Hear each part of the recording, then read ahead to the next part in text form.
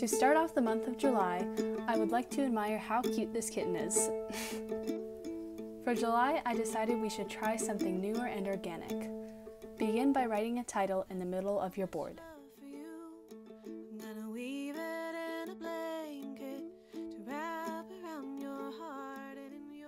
Next, add a line underneath it. Like usual, let's write down our calendar for July. One thing I like to do is place the final days of the previous month in a separate color, then transition into a different color for the new month. I'm adding some extra detailing on the side courtesy of this month's theme. To keep track of my activities this month, I'm using a line method, which helps you stack a bunch of things in one day and still be able to differentiate. Write down categories for activities in different colored markers. Next, add a dividing heartbeat line for our self-care section.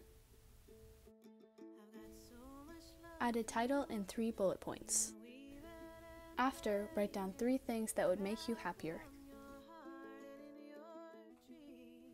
After filling in your activities and adding some detailing, this is what your final product should look like. I'll see you next time.